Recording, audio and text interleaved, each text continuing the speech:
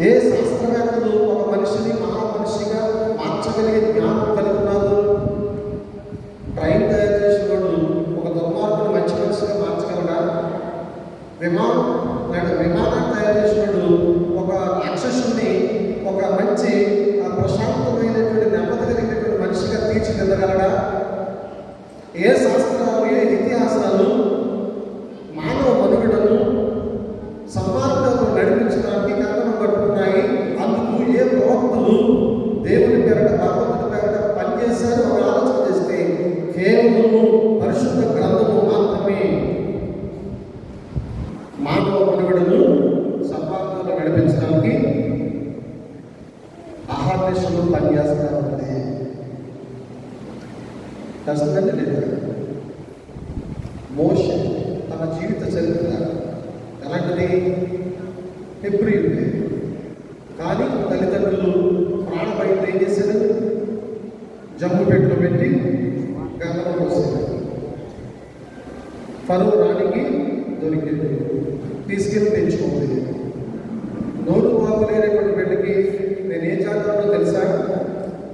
నోరు వాకు లేనటువంటి బిడ్డకి నా తల్లి ఎవరో తెలుసా? ఎవరు పెంచితే వాళ్ళని అమ్మాని పిలుచుకోడు తప్ప, మదనని పిలుచుకోడు తప్ప, వాస్తవమైనటువంటి తల్లి కనిపించినట్టే కదా ఆయనకి 40 సంవత్సరాలు బ్రతికాడు ఆయన. వాళ్ళ విద్యను అభ్యసించాడు, వారి విద్యల ప్రకారంగా తను జీవించాడు, వారి యొక్క ఆలోచన ప్రకారంగా బ్రతికాడు, వారి యొక్క స్వకీయ జనాంగమైన ప్రియుల్ని తను హింసించాడు, కొరడాతో కొట్టాడు, పన్నెండుని. తర్వాత 40 సంవత్సరాలు మ్యాన్మాన్ దగ్గరికి అతను పారిపోయాడు. ఆ 40 సంవత్సరాల్లో దేవుడు అతన్ని పట్టుకొని అతన్ని మార్చుకుని అతన్ని అన్ని విషయాలు చెప్పి అతనికి గుణపాఠాలు నేర్పించి దేవుడు తనకి తోడుగా ఉండి ఎక్కడికి నడిపించాడు? మళ్ళీ ఎక్కడి నుంచి పారిపోయించు అక్కడికి నడిపించాడు. ఇజ్రాయెల్ జనాలు, ఇజ్రాయెల్ కాదు, యాకోబు తర్వాత ఇజ్రాయెల్ అయ్యాడు. హెబ్రీయుల్ని ఎర్ర సముద్రాన్ని 2 భాగాలుగా చేర్చి నడిపించగలిగినటువంటి వాడు ఎవరు? మోషే అతను పూర్వం ఏ జాతిలో పెరిగాడు? అన్ని జాతులు కదా. అంత మాత్రం అన్యుడా? అన్ని జాతులు పెరిగినంత మాత్రాన, అన్ని జాతులు అతను వ్యవహరించినంత మాత్రాన, అన్ని జాతులతో కలిసి ఉన్నంత మాత్రాన అతన్ని దేవుడు అన్యుడిగా వదిలేసాడా? కొట్టు క్రైస్తవులు అంట. ఒక 5 తలాలు అనిపిస్తే తాతలు ఎక్కడుండేవారు? అందం పడ్డగా ఉండేవారు. దేవుడి దయ వల్ల మనమందరూ మారినట్లుగానే అనేకులు ఇంకా మారుతున్నారు. సతీష్ కుమార్ గారు ఎవరు? కల్వరి మినిస్ట్రీస్ వ్యవస్థాపకులు సతీష్ కుమార్ గారు ఎవరు?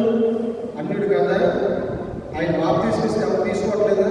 ఆయన పెట్టి ద్రాక్షరసం ఎవరు తీసుకోవట్లేదా? ఆయన వాక్యం చెప్తుంటే ఎవరు వినట్లేదా? ఆయన ప్రార్థన చేస్తుంటే కార్యాలు దేవుడు చేయట్లేదా? ఆలోచించేది. ఎవరు క్రైస్తవులు?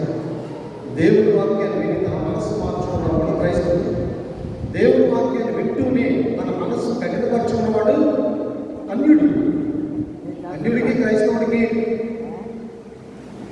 తేడా కూడా తెలియకుండా దేవుడి వాక్యాన్ని అందించేస్తే దేవుడు ఎలా హర్షిస్తాడని నేను మీకు తెలియజేస్తాను. ఇలా దేవుడి వాక్యాన్ని విన్నటువంటి వారు దేవుని బిడ్డల పైన అనేకమైన విధాలుగా ప్రతికూలమైన పరిస్థితులను కల్పిస్తున్నారని ఈ మత్తి యొక్క యెషయా గ్రంథం వాక్యం ద్వారా దేవుడు మనతో మాట్లాడుతూ వచ్చాడు. చివరిగా స్వార్థ వాక్య భాగంలో వస్తే ప్రియులరా, స్వార్థ వాక్య భాగంలో ద్రాక్ష తోట యజమాని ఉన్నాడు. ద్రాక్ష తోట ఉంది.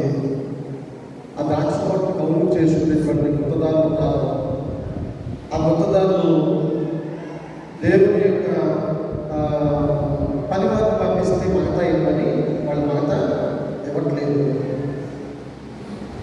మళ్ళా పంపిస్తున్నాడు, మళ్ళా ఇవ్వట్లేదు. ఏం చేస్తున్నారు? వెల్లుడిని రాళ్ళతో కొట్టేస్తారు, లేకపోతే చంపేసి భూమిలో పాతిపెట్టేస్తారు, ఆత్మ లేకుండా చేసేస్తారు. అలా పంపుతూనే ఉన్నాడు, అలా చంపుతూనే ఉన్నారు.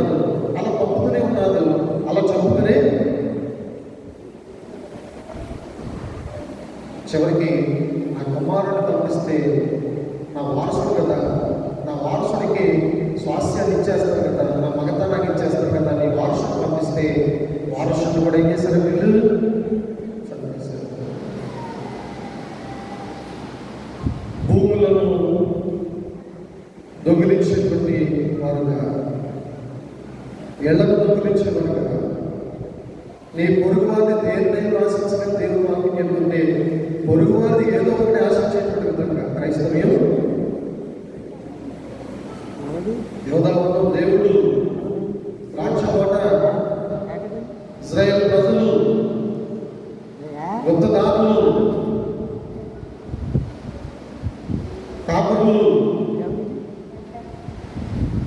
గుప్త తీసుకోవడానికి వచ్చినటువంటి వారు సేవకులు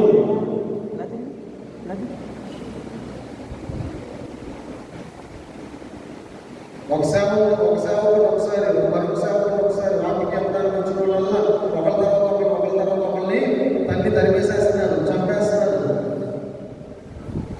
చివరికి ఆయన వచ్చిన చంపేసే పరిస్థితి జరిగింది. ఈ పాఠంలో ఆయన ఏం చేశాడంటే ఇది ఇలా కుదరదు అని కఠినమైనటువంటి చర్యలు వాళ్ళ మీద తీసుకుని వాళ్ళని కంట్రోల్ చేసి అదంతా దేవుడు మరలా వాళ్ళ దగ్గర నుంచి లాక్కుని ఆయన పొలాన్ని ఎవరికి ఇచ్చాడు? వేరే వాళ్ళకి ఇచ్చేసాడు. వేరే వాళ్ళు ఎవరు? వేరే వాళ్ళు ఎవరండి? అన్యులండి. వేరే వాళ్ళు ఎవరు? సతీష్ కుమార్ గారు. అంతే కదా చెప్పాలండి. వేరే వాళ్ళు ఎవరు? సతీష్ కుమార్ గారు. వేరే వాళ్ళు అంటే ఎవరు? దినకరణ గారు. వేరే వాళ్ళు ఎవరు? ఎస్ఆర్ గారు. వేరే వాళ్ళు అంటే ఎవరు? ఇలాంటి వాళ్ళకి ఆ పొలాన్ని ఇచ్చి జాగ్రత్తగా కవర్ చేసుకోండి, ఇది నా పొలాలు నాకు ఇచ్చేది కలపెట్టేవాడు అంటే ఇవ్వకుండా ఆయన సేవకుల్ని బంధించేవాడిని, బాధించేవాడిని, చంపేసేవాడిని బట్టి ఆయన స్వయంగా వచ్చి అది లాక్కుని దానికి పేరు ఏంటంటే ఆత్మ ఫలాలు. ఫలాలు లేనటువంటి వారికి ఇంకెందుకని ఆ ఫలాలు దేవుడు లాక్కుని ఎవరికి ఇస్తున్నాడంటే అన్యులకి ఇస్తున్నాడంటే. ఇప్పుడు నిజమైన క్రైస్తవుడు ఎవడు? అన్యుడా?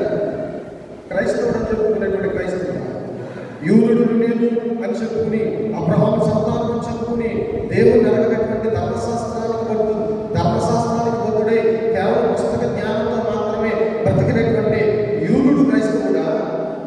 ఈరోజు దేవుడిని మనం అందరం అన్యులు ఒకనాడు ఈరోజు దేవుని నమ్ముకుని దేవుని యొక్క వాక్యాన్ని విని దేవుని వాక్యం ప్రకారంగా జీవించి ఆయన యొక్క సన్నిధిలో ఓజాడే మనము ధన్యులు.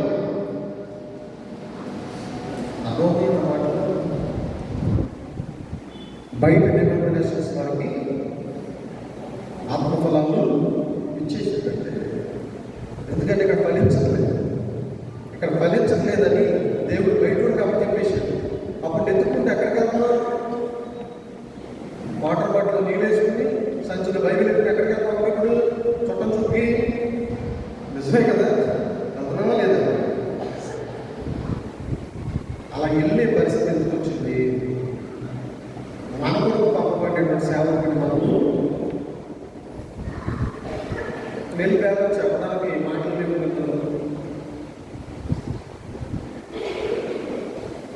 ఉత్తమమైన వాటిని పరిశీలించుకున్న పాదాలు సంఘాన్ని కట్టడానికి సేవకుడు పంపుతాడు తప్ప సంఘాన్ని దోషుకుని చీకట్లో నడిపించి నాశనం చేసి అని ఏ సేవకుని దేవుడు పంపించడు. వాడుకోడు. దేవుడు బాగు చేయడానికి పంపిస్తాడు. కానీ అనేకమైన అపార్థాలు చేసుకుని ఆ సేవకులు మనం ఏం చేస్తున్నాం? దేవుని పేరు వచ్చుకోవడం స్తుతించబడదు కాక అనేక వరకు దేవుడు రాడట. దేవుడు రాక ఎంత అవసరం ఉంది? పరలోక రాజ్యంలో మనము స్థిరులమై లేకపోవడం వల్ల ఇంకా మారుతారని అవకాశం ఇవ్వడం మూలక దేవుడు రాకడకు ఆలస్యం అవుతుందే తప్ప ఆయన రావడానికి మన మీద ఇష్టం లేక కాదు. ప్రతి ఒక్కరు కూడా గమనించాలి. దేవుడు మాట్లాడుతున్నటువంటి ప్రతి ఒక్కరు కూడా దేవుణ్ణి అడగాలి. ప్రకటన 3:11 చూద్దాం ఒకసారి చివరిగా. ప్రకటన 3:11. మనం ఒకరినొకరు ప్రేమింపబడుతున్నది. నేను త్వరగా వచ్చుచున్నాను, ఎవడు నీ కిరీటము సంహరింపకుండా నీకు కలిగిన దాన్ని గట్టిగా పట్టుకొని జయించడానికి నా దేవుని ఆలయము అమ్మా ఒక స్తంభముగా చేస్తాను.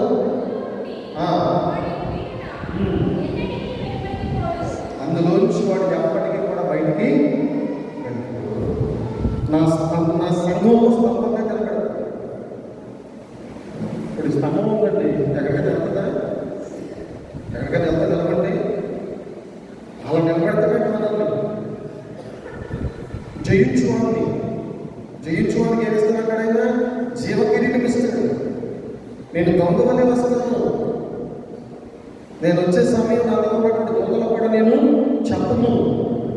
నేను వచ్చే సమయానికి ఎవరైతే సిద్ధపడి ఉంటారో వారిని నేను పరలోకానికి తీసుకుని వెళ్తాను.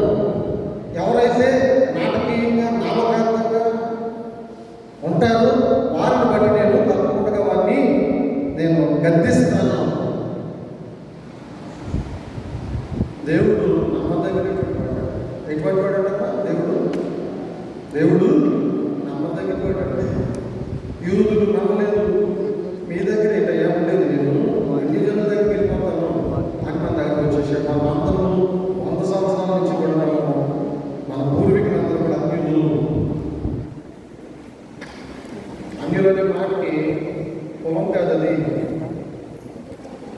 అన్యులంటే పొలం కాదు, క్రీస్తు ఎరగనటువంటి వాళ్ళు అర్థం.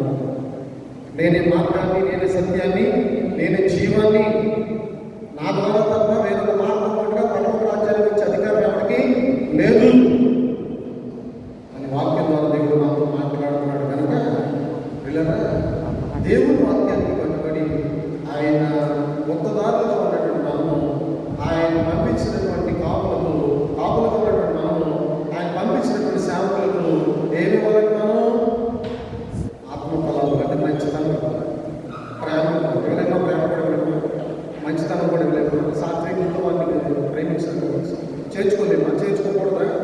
ఏమైనా రూల్ అది? జీవగ్రంథంలో రాయబడిందా, లేకపోతే ధర్మశాస్త్రంలో రాయబడిందా సేవకులు అసహించుకోమని? ఆ విధంగా ఈరోజు కీర్తన గ్రంథం ఉంది, ఆ విధంగా పాత నిబంధన ఉంది, ఆ విధంగా స్వార్థం ఉంది. దేవుడు వచ్చే సమయానికి నువ్వు సిద్ధంగా ఉండాలి. ఎలా ఉండాలంటమ్మా మనం ఉన్నామా? ఈ రాత్రి దేవుడు వస్తాడు, మనం సిద్ధంగా ఉన్నామా? ఆత్మఫలాలు ఫలించామా? ప్రేమను, సంతోషాన్ని, సమాధానాన్ని, దీర్ఘశాంతాన్ని, ఆశా నిగ్రహాన్ని మనం కలిగి ఉన్నామా? ఎన్నువల్ల నీ పొరుగు అని ప్రేమించుకున్న వాక్యం. ఎన్నిసార్లు ఆయన క్రైస్తవుడికి అర్థం ఏంటంటే క్షమించేవాడు. క్రైస్తవుడికి అర్థం ఏంటండి? క్రీస్తు ఏం చేశాడు ఈ లోకాన్ని? తండ్రి వీరేమి చేస్తున్నారు, వీరెరుగురు కనుక వీరిని క్షమించు. ఎన్నిసార్లు క్షమించాలి అని ఒక సహోదరుడు యేసుప్రభుని అడిగితే ఎన్నిసార్లు క్షమించాలని చెప్పాడు? అమ్మా 3 సార్లు, 7 సార్లు, 77 సార్లు అయినా క్షమించాలి. అది క్రైస్తవుని యొక్క గుణలక్షణం. క్రైస్తవుని యొక్క గొప్పతనం ఏంటంటే క్షమించేవాడుగా ఉండటమే గొప్పతనం. ద్వేషించేవాడుగా ఎప్పుడు కూడా క్రైస్తవుడు ఉండకూడదు. తప్పు పట్టేవాడుగా క్రైస్తవుడు ఎప్పుడు ఉండకూడదు. దానివల్ల వచ్చే లాభం ఏమీ లేదు అని వాక్యము తెలియజేస్తుంది. ఇదిగో నేను త్వరగా వచ్చుచున్నాను, వారు మన క్రియలు చొప్పున ప్రతిఫలం ఇవ్వడానికి, జీతం ఇవ్వడానికి నా జీతం నా దగ్గర ఉంది. దేవుని వాక్యం ఉన్నటువంటి ప్రతి ఒక్కరూ కూడా ఆయన వాక్యం ఏం చెప్తుందో ఆ విధంగా ఉంటే చాలు. అంతకంటే గొప్పగా మనం ఒక్కొక్కరికి మన దగ్గర ఉన్న బంగారం తట్టుకెళ్ళి బహుమానాలు కొనుక్కొచ్చేసి లేకపోతే కిరీటాలు కొనుక్కొచ్చేసి, ఎవరు కిరీటాలు రాజు కిరీటాలు పెట్టేసినట్టుగా ప్రేమ తెలియచేయండి. నోటి మాట రుచి ఉండాలి, శుచి కలిగినటువంటి మాటలు మాట్లాడాలి క్రైస్తవుడు. మీ మాటలు ఉప్పు వేసినట్టుగా ఉండాలి. సప్పగా బాగుంటుంది తింటారా? చికెన్ బిర్యానీ సప్పగా ఉంది తింటారా? కలిగినటువంటి మాటలు మాట్లాడాలి, ప్రేమ కలిగినటువంటి మాటలు మాట్లాడాలి, క్రీస్తుని మనము ప్రేమించే వారుగా ఉండాలి, దేవుని మనము గౌరవించే వారుగా ఉండాలి, దేవుని యొక్క బిడ్డలు మనము ఆతిథ్యమిచ్చే వారుగా ఉండాలి. అటువంటి కృప పరిశుద్ధాత్మ దేవుడు మీకు అనుగ్రహించును గాక. ఆమేన్. లేచి నిలబడదాం, ప్రార్థన చేసుకుందాం. గోడుపట్టి దానియేలు రాజు గారు, సరోజిని గారు, సుప్రియ గారు, దావేంద్ర రాజు గారు యొక్క కుటుంబాన్ని బట్టి ప్రార్థన చేసుకుందాం. సకల ఆశ